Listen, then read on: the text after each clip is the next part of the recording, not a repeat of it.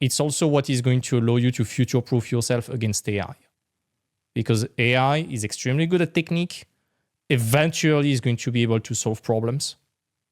But to be able to tell a story, to be able to hit you on the sensitive strings, the day AI is able to do it, we're going to have way, way, way bigger problem in the world than AI doing our job.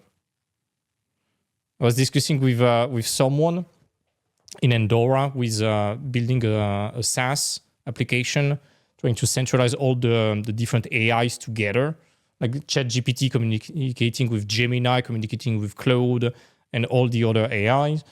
And this guy has been working in AI even before ChatGPT was a thing, so he's a big expert about that. And he was like, technically, AI could already tell a story extremely well.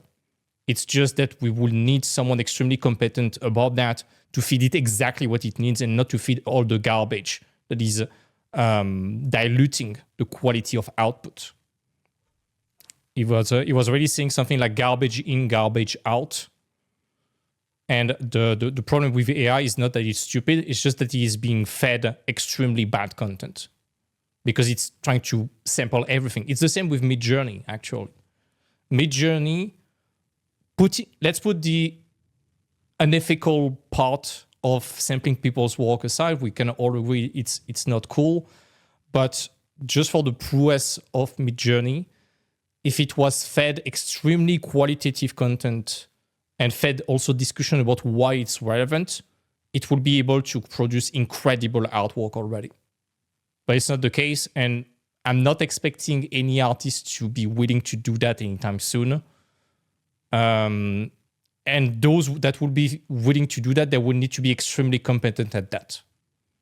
So that's a layer of skill upon another layer of skill upon another layer of skill that is making it not impossible, but very, very, very unlikely for now. So TLDR, you're a good storyteller, you're good at solving production problem, you are safe for a long time.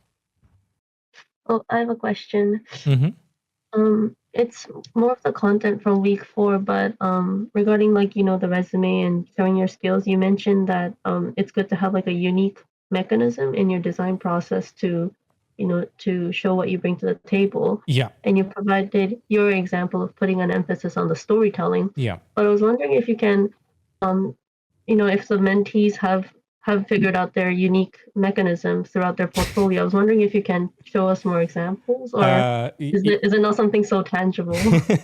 It's kind of funny because everyone is speaking something that revolves around gameplay and storytelling. So it's more or less the same as mine. And it's exactly the one that you are learning right now. And they explain it their own way. And honestly, I would advise you to just pick something very similar, because what has been proven with more than a year running that mentorship is that almost nobody, I would not say nobody, but almost nobody outside of the mentorship thinks about gameplay, storytelling, and entertainment driving every design decision. Very similar to what Feng Zhu was saying with his student. And this alone, if your work proves you really think about entertainment, is enough of an argument. And it's becoming so much of an argument, in my opinion. It's what attracted all the studios towards what we are doing. For example, Mood Visual, that's why they invited me. And that's what they really liked in the portfolio of the mentees that I've showed to them, is that entertainment, thinking about production and all of that. And in my LinkedIn post, I call it the 3 mantras. Like, everything must be production-oriented. Every design decision must be driven by storytelling, entertainment, gameplay. And the last one is we stay away from trends and we pick stuff that you really like where you have fun. And your goal is to get people to have fun watching that. Those 3 stuff, if you implement it in your work, you will barely have to mention your unique mechanism, because they will know what you bring to the table already. Okay, that makes sense. Thank you. You're welcome. It's really... It's what my buddy yesterday was referring as branding. He was asking me about what is the branding of the Art Nest. And I started by stuttering about, we have like this kind of tarot card and owl theme. He was like, no. what is making the work of your student and the education you're making, what is it making unique? What is there in it that we do not find anywhere else? And there are several stuff, but the main thing is really that I really care about, that I really want to push, and I want us to be known for that, is storytelling and emotional impact. I really want you to become storytellers, because that's, in my opinion, the biggest skill you can have once you have all the others. So yeah, storytelling, sparking emotional impact, this is going to be a standard. And to get back on AI, again, that's just my opinion. I don't have a crystal ball, and I can totally be wrong. The way I see AI, I think I talked about that in the preparatory module, is, to me, it's like the Industrial Revolution for pictures and for creativity. Did Industrial Revolution kill the artisans? No. It just created a split between industrials and artisans. And you look at anything, even today, let's say you want to buy a table.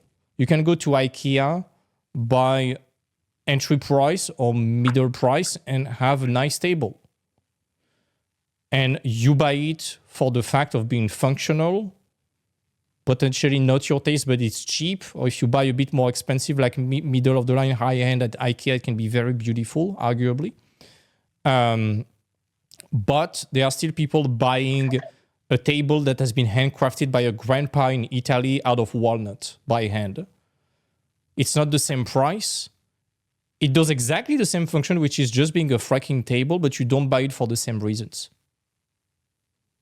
Same even with hi-fi. You can buy a super good hi-fi system like a Bose at Walmart or Costco or any grocery store that is slightly technological. It's a Bose. Some people will like the sound, some people won't, but it does the job. It can be quite expensive. But you can also buy a pair of speakers that has been carved by the same grandpa in the same walnut tree as the table for 50 G's per speaker. Will the sound be better? It's subjective. But again, you don't buy it for the same reasons.